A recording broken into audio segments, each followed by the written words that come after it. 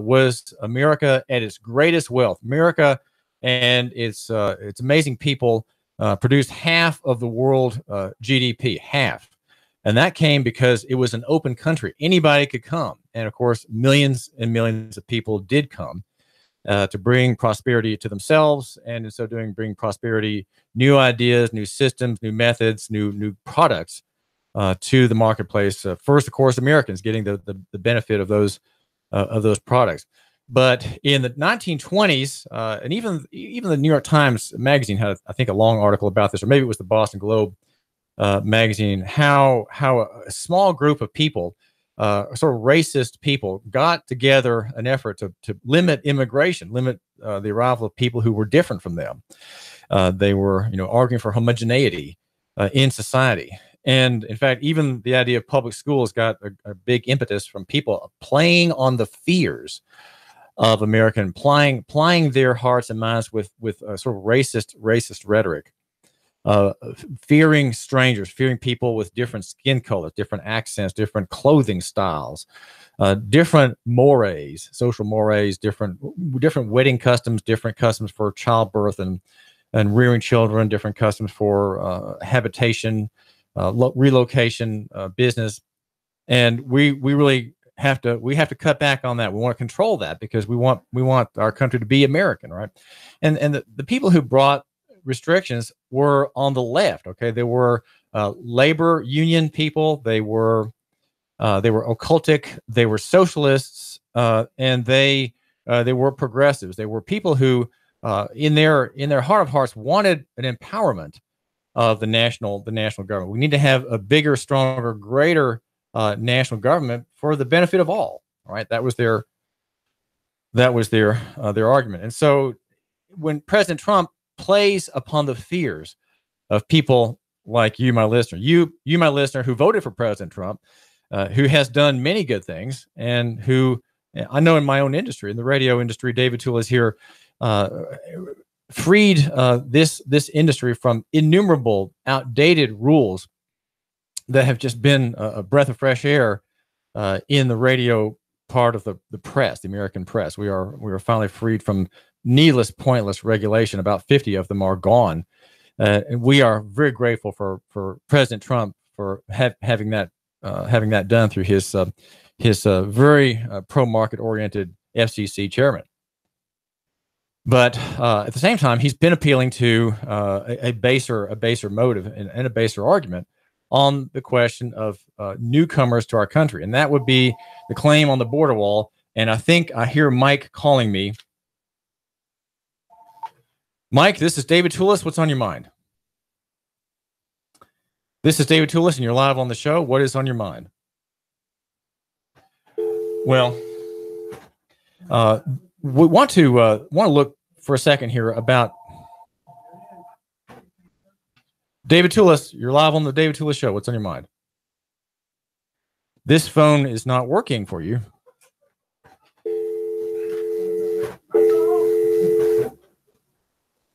Sorry, David Tulis, and I'm just trying to get the phone to respond. But the idea that we have these restrictions is one that is against the open market. The idea that we have a border is good in this sense. The border says where the jurisdiction of a particular state or the national government ends. This is David Tulis. You're live on the air. What's on your mind? Interesting philosophy, but you'll never, ever win on this argument because immigration has been controlled by the Fed since day one. The Maine Act was passed in 1882. And guess what? And by the way, that's the obligation of the federal government, is to ensure that our borders are controlled. If that's not their main function, then all government should go, which I'm not opposed to. I mean, I think all government should be abolished, and we should just, if we don't like each other, maybe just walk down the middle of the corral at high noon and shoot it out. But however, we're stuck with government, we're stuck with the Constitution, and government's obligation is to do that. Do you know why in 1882 they passed the first major immigration act? Go ahead and tell me. Because countries were dumping their most illiterate, the crazies, the criminals, like Cuba did. And And I'm going to bring this argument to its logical conclusion. Let's say we have no borders. What prevents any one of our so-called enemies from bringing in their military to our country and just boarding our lands in military, non-military uniforms? And obviously we have the Second Amendment, so they can walk in with guns. So, I mean, what prevents them from bringing their aircraft carriers up and just dumping Let me ask you this, Mike. Let's say that China has its biggest carrier, and it's going to load the decks and all the inner holds, clear out all the jets, and fill it with soldiers. Okay, let's just say that these soldiers are on assignment to come to America and enter. Let's say San Diego. Is that good enough for you? Sure. Okay, so they're going to come to San Diego, and we have, let's say, we have 10,000 men on, and maybe a few women in the Chinese military, and they've been given an assignment to land in San Diego. They won't face any military opposition, so they don't have to come prepared to shoot. So their guns are slung over their shoulders. They've got their backpacks. They've got their trucks and things. They all have some money in which to make some purchases. Let me ask you this, Mike. Do you think that these people will maintain their military cohesion once they have streamed through all the blocks in square miles around the port? Do you think that they will maintain a military stance, or do you think that somehow suddenly they'll think, wait a minute, I'm in America, and wait a minute, my commander is shouting at me to get back in line, and wait a minute. No. What's going to happen? Are they going to do that, or are they going to say we're going to maintain our? They are trained to obey. You're not dealing with Western ideology or Western psychology. Go ahead. These people will not only obey; they will rape, murder, kill, steal, and pillage. I mean, look at the North Koreans. They're in lockstep. You know, you talk to anybody that's been to Afghanistan or Iraq, and you talk about westernizing those people. It ain't going to happen. That's 6,000 years of them hating each other and happy that they live in a mud hut. They're not Westerners, and we cannot democratize them. They have their own culture, and there's no different with the Asian North Koreans or the hardcore Chinese. The point is, if the federal government doesn't protect our borders, what is their purpose? That is their primary function. If you read the Federalist Papers and the Anti-Federalist Papers, that's their primary function. That is their job, and I would say 95% of Americans would agree with that. And look at how the Israelites make out with no borders. How does any country they did very well with no borders? There is a way you can do it, but the whole world has to be Christian.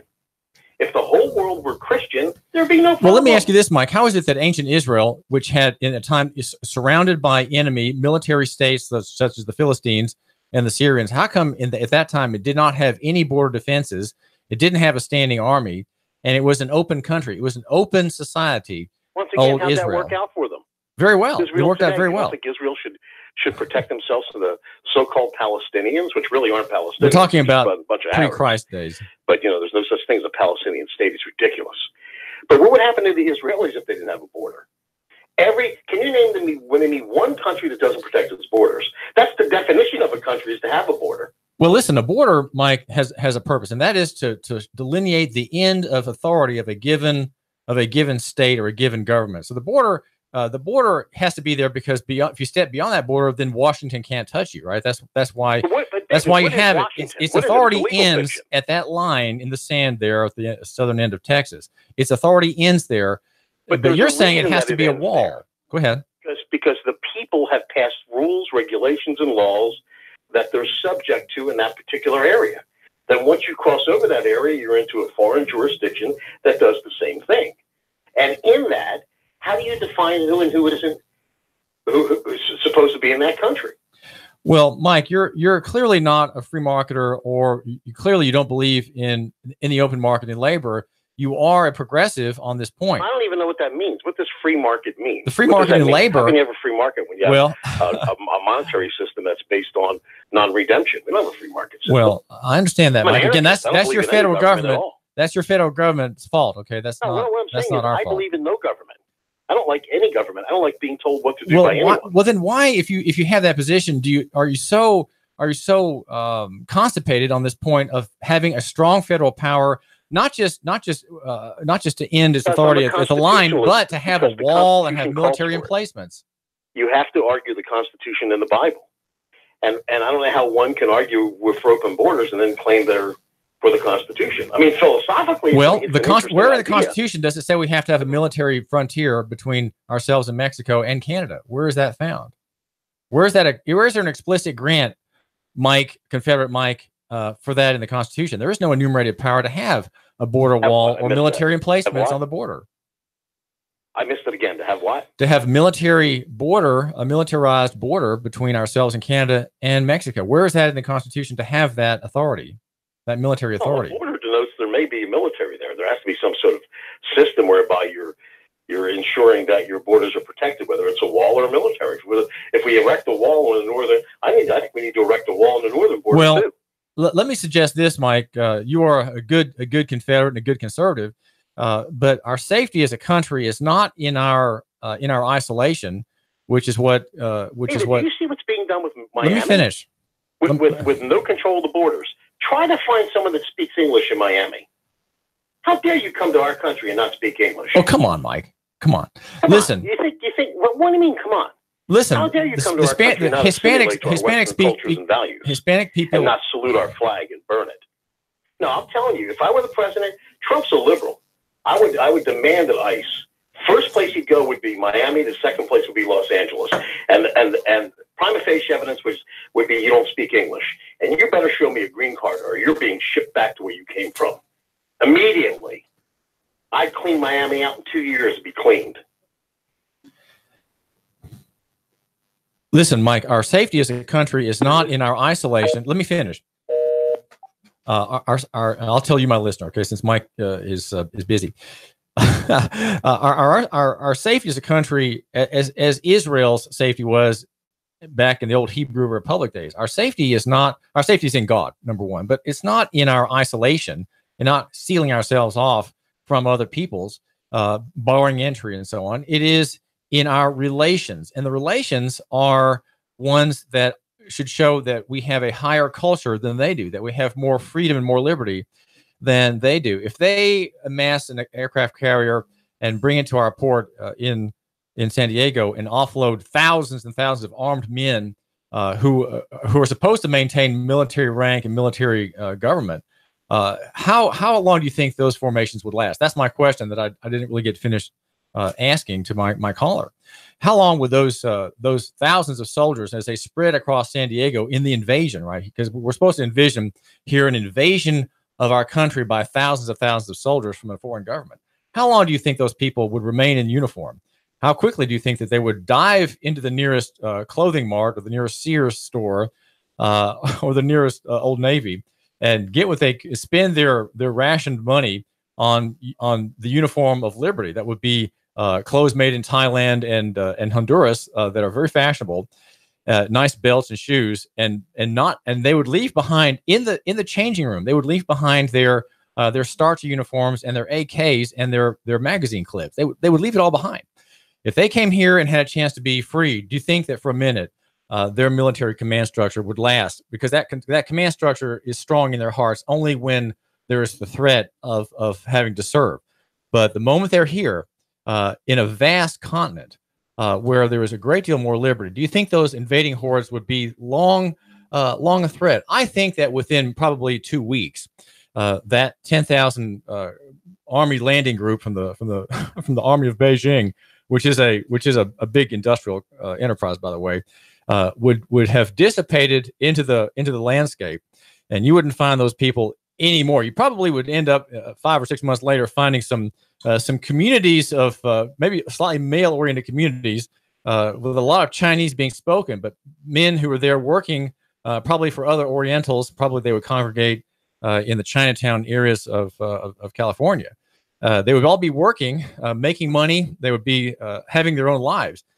Do you know that even though we are in the United States a tyranny at many points, the tyranny that we have today are less than tyrannies of old. And there's a certain mildness that has come into the human condition thanks to the Lord Jesus Christ and thanks to the work of the gospel over centuries. The worst tyrannies, the worst despotisms have softened. Now, you could say the 20th century disproves that point.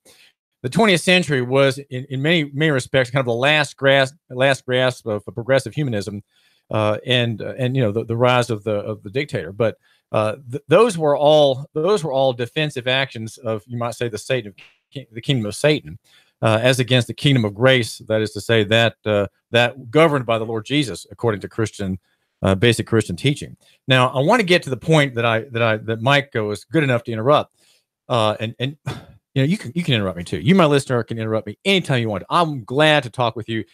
If you have a problem, why don't you just call the show? Call the David Tulis Show. Let's discuss your problem. I'm happy to do that.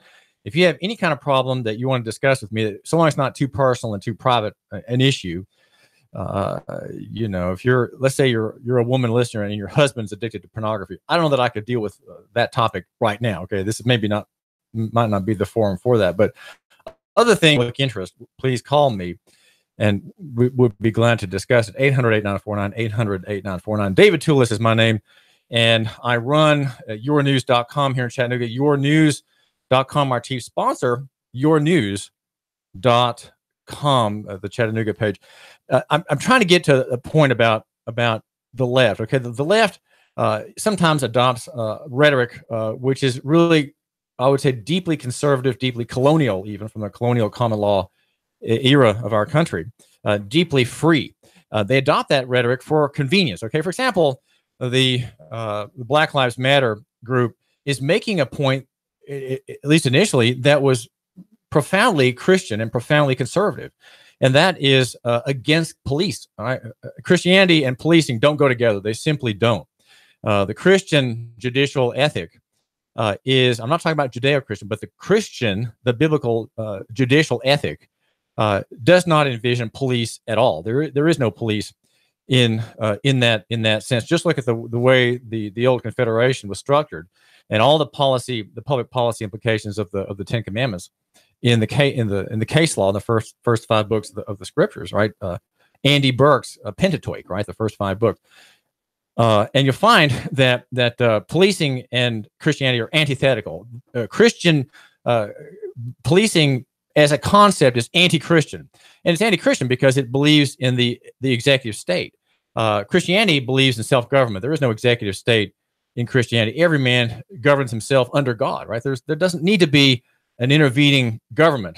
Every man governs himself, and thereby under God's commands. Under the concepts of equity and justice, you don't need a police state. You don't need an executive state. You don't need vast military apparatuses. You don't need surveillance apparatuses. You don't need Congresses or judicial branches. You have or legislatures, right? Or presidents. They're not needed because every man governs himself, and society is at peace. There is a vast free market, a decentralized social order. It's called a diversified economy. And have you been noticing lately how the internet is bringing this ideal of the diversified economy to us today, where every home at some point will be a factory, where there's a 3D printer grinding away at parts sent out in the FedEx shipment that morning. Every day, your son, before he starts his lessons online and with you, his mom, at home, right? You have the mom at home now, or the dad.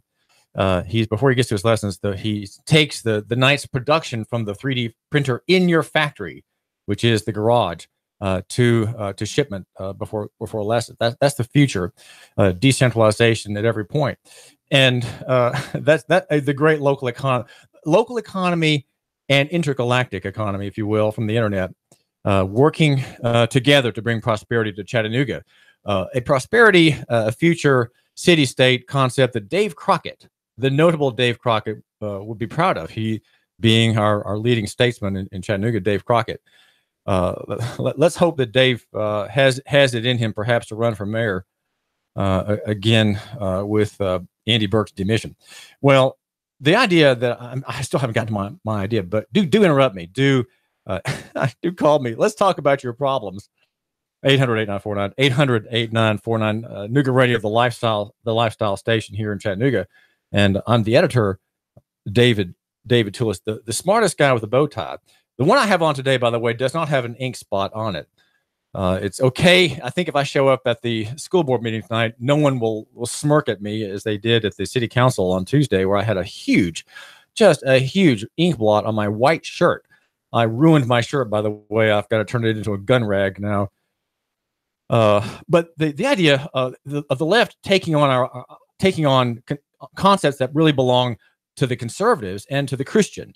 And one is the open state, right? The open economy where anybody can come to seek his own advantage and the advantage of his prospective customers. Mm-hmm. That would be people from all around the world, as Israel was. Israel was an open society. It did not have a border wall. There was an end to its jurisdiction, of course, along the outer edges there, among the plains and the hills. But it was a free society, and that's why when Solomon was king, kings from every country, every kingdom came to hear him, and what happened. What then was, because they all came to visit, there was a vast exporting of the law of God. And that highlights, if I might, the evangelical purpose of God's law. The Ten Commandments is an evangelistic tool, and a point lost, I think, on the ministerial classes in Chattanooga, the ministerial industrial complex in Chattanooga, if I could put it that way, lost on these good faithful men, because they don't see that the law of God has any relevance at all. And yet the law, summarized in the Ten Commandments, is the fount of equity. It's the fount of justice. It is the system whereby eye for eye, tooth for tooth operates, right? Lex talionis operates through the law. And when there's a wrong, the remedy is equal to the wrong, right? And that is what justice is. We don't have justice today. And so if we look at the abuses of God's law in the Tennessee Code, in the practice of courts and circuit court in Hamilton County, in Tom Greenholtz's course in Hamilton County, if we look at the inequities and injustices there, then or Don Poole's court, we can see God. We can see God who declares a different ethic, right? A different law than that accepted by these judges, and sometimes imposed by these judges in their callings as county judges. Well, this is David Tulis. We argue that you should love your neighbor and buy local. Near is better than far, as I like to say. Small than big, simple than complex. And personal in 5-point type, Helvetica, always beats corporate, I'd like to suggest. And physical beats abstract. Brought to you by yournews.com, yournews.com. Traffic, news, and information. Nooga Radio, digital FM 95.3 HD.